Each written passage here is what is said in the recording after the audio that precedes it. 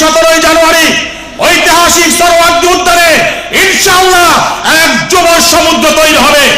পীর সাহেব চরমনাই ঘোষণা দিয়েছেন এই 17 জানুয়ারি বাংলাদেশের প্রত্যেকটা ওয়ার্ড থেকে কমপক্ষে 5 জন যুবককে সরোয়ার্দী ময়দানে নিয়ে আসার জন্য রাজপথে দেখা হবে, স্লোগানে কথা হবে। আগামী 17 জানুয়ারি রাজধানী ঢাকায় ভিড় চিত্র আবির্ভূত হবে ইনশাআল্লাহ। রাজধানী ঢাকার রাজপথ পীর সাহেব চরমনাইয়ের নেতৃত্বাধীন যুব সৈনিকদের এক নতুন পদচারণা হবে। পীর সাহেব চরমনাই ইতিমধ্যেই আগামী নির্বাচন পিআর পদ্ধতিতে আয়োজনের জন্য প্রস্তাব রেখেছেন।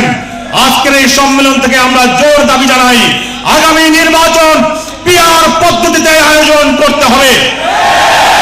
পিআর নতুন করে আবিষ্কৃত ফর্মুলা নয়, বিশ্বের অসংখ্য দেশে এই পিআর পদ্ধতি কার্যকর রয়েছে। যদি পিআর বাস্তবায়িত হয় মনোনয়ন বাণিজ্য বন্ধ হবে, কেন্দ্র দখলের প্রবণতা বন্ধ হবে, অবৈধ অস্ত্রের ব্যবহার বন্ধ হবে, অবৈধ পেশি শক্তির ক্ষমতার প্রয়োগ বন্ধ হবে। সকল রাজনৈতিক দল সংখ্যানুপাতিক ভিত্তিতে যে আসনগুলো পাবে সেই আসনে অপেক্ষাকৃত সৎ যোগ্য দক্ষ মানুষগুলোকে সংসদে প্রেরণের প্রতিযোগিতা করবে। আর এই সৎ দক্ষ যোগ্য রাষ্ট্র পরিচালনায় অভিজ্ঞ মানুষগুলো যদি সংসদের চেয়ার আসীন হয়, আমরা বিশ্বাস করি বাংলাদেশ থেকে অন্যায় অনিয়ম দুর্নীতি দুঃশাসনের অবসান করবে। টেন্ডারবাজি চাঁদাবাজি রাহাজানি সন্ত্রাসীর মৃত্যু হবে। এদেশের মানুষ তার কাঙ্ক্ষিত বাংলা ফিরে পাবে ইনশাআল্লাহ। সংগ্রামী বন্ধুগণ, আগামী নির্বাচন পিআর পদ্ধতিতেই হোক আর সাধারণ চলমান পদ্ধতিতে যেভাবেই হোক না কেন আমাদের জন্য অত্যন্ত গুরুত্বপূর্ণ। নির্বাচনে রাজনীতিতে সবচেয়ে বড় পুঁজি হলো ভোট।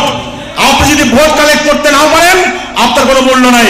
এজন্য আগামী নির্বাচনে অধিক সংখ্যক ভোট কিভাবে কালেকশন করা যায় সেই পরিকল্পনা নিয়ে আগামী নির্বাচনকে সামনে রেখে আমাদেরকে এগোতে হবে। ইতিমধ্যেই প্রধান উপদেষ্টা তার বক্তব্যে বলেছেন 2025-এর শেষ কিংবা 2026-এর শুরু নাগাদ হয়তোবা জাতীয় নির্বাচন হতে পারে। এই জাতীয় নির্বাচনের রোডম্যাপকে সামনে রেখে আমাদের বাংলাদেশের প্রত্যেকটা মানুষের দ্বারা দ্বারা যেতে হবে। ইসলামের সুফল, ইসলাম না থাকার কুফল কি সেটা তুলে ধরতে হবে। বিগত সময় যারা এই দেশকে শাসন করেছে তাদের অবাস্তবতা, তাদের অযোগ্যতা এবং তারা দেশকে কোন পর্যায়ে নিয়ে পৌঁছেছে জনগণের মধ্যে এই সচেতনতা করে তুলতে হবে। সংগ্রামী বন্ধুগণ, আগামী নির্বাচনে যদি আমরা কাঙ্ক্ষিত ফলাফল অর্জন করতে চাই, ভোট কেন্দ্র কেন্দ্রিক শক্তি বৃদ্ধি করার কোনো বিকল্প নাই। এজন্য কেন্দ্রভিত্তিক টার্গেট করে, কেন্দ্রভিত্তিক জনগণকে উদ্বুদ্ধ করে প্রত্যেকটা কেন্দ্রভিত্তিক সাংগঠনিক শক্তি মজবুত করতে হবে। যদি আমরা কেন্দ্রভিত্তিক শক্তি অর্জন করতে পারি, কেন্দ্রভিত্তিক আমাদের অবস্থানকে মজবুত করতে পারি, ওই কেন্দ্র থেকে আমার ভোট কেড়ে নেওয়া তো দূরের কথা, আমার ভোটের দিকে তাকানোর আগে হিসাব করতে হবে। আমার ভোটের দিকে তাকালে তার চোখ সাথে ধাক্কা রাখবে না। সুতরাং শক্তিকে সবাই শক্তি ছাড়া রাজনীতি হয় না, শক্তি ছাড়া মাঠে থেকে দেখা যায় না। আমরা আদর্শের শক্তিতে বলিয়ান হব।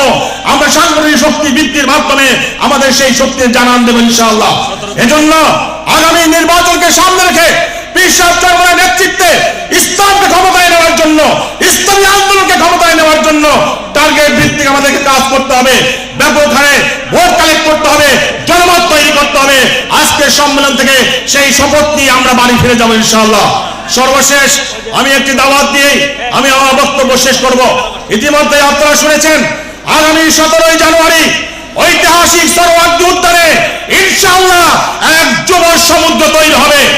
পীর সাহেব চরমনাই ঘোষণা দিয়েছেন এই 17 জানুয়ারি বাংলাদেশের প্রত্যেকটা ওয়ার্ড থেকে কমপক্ষে 5 জন যুবককে সরোয়ার্দী ময়দানে নিয়ে আসার জন্য ইতিমধ্যে আমরা গোটা বাংলাদেশ সফর করে গোটা বাংলাদেশের প্রত্যেকটা জেলা এবং থানায় যুব আন্দোলন সকল শ্রেণীর যুব ভাইদের কাছে সেই দাওয়াত পৌঁছে দেওয়ার চেষ্টা করেছি। আমরা আশা করি ইনশাআল্লাহ আগামী 17 জানুয়ারি রাজধানী ঢাকায় ভিড় চিত্র আবির্ভূত হবে ইনশাআল্লাহ। রাজধানী ঢাকার রাজপথ পীর সাহেব চরমনাইয়ের নেতৃত্বাধীন যুব সৈনিকদের এক নতুন পদচারণা হবে। পীর সাহেব চরমনাই ঐতিহাসিক সরোয়ার্দী উদ্যান থেকে আগামী নির্বাচনকে সামনে রেখে যে নতুন কর্মসূচি দেবেন, যে নতুন দিক নির্দেশনা দেবেন, সেই নির্দেশনা নিয়ে আমরা মাঠে ময়দানে গ্রামে গঞ্জে ছড়িয়ে পড়ে আগামী নির্বাচনকে টার্গেটে রেখে ইসলামী আন্দোলন বাংলাদেশকে ক্ষমতায় নিয়ে যাওয়ার জন্য, ইসলামী শক্তিকে ক্ষমতায় অধিষ্ঠিত করার জন্য সামনে এগিয়ে যাব। সুতরাং আগামী 17 জানুয়ারি এখানে যে সকল যুবক ভাইরা রয়েছেন তাদের সবাইকে ঐতিহাসিক সোহরাওয়ার্দী ময়দানে আসার জন্য আহ্বান জানিয়ে আমি আমার বক্তব্য শেষ করছি। ইনশাআল্লাহ রাজপথে দেখা হবে, স্লোগানে কথা হবে। ধন্যবাদ।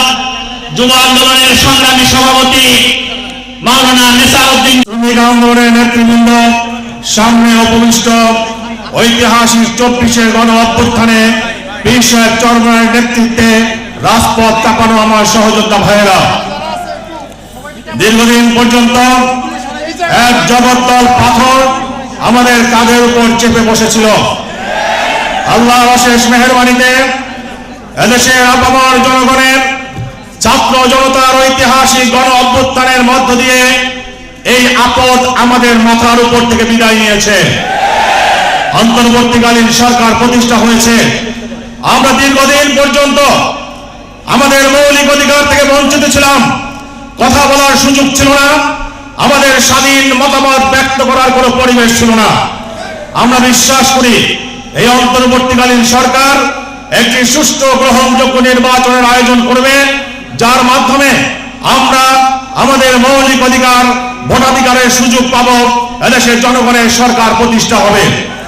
সংগ্রামী বন্ধুগণ, আমাদের মরহুম শায়েখ মোর্শেদ রহমাতুল্লাহ আলাইহি ইসলামী আন্দোলন বাংলাদেশ নামক যেই বীজ বপন করে গিয়েছিলেন, আপনাদের ঐকান্তিক চেষ্টায়, আপনাদের ঘাম শ্রমের বদৌলতে আজকে সেই বীজ একটি বৃক্ষে পরিণত হয়ে ফল দেওয়ার সময় এসেছে।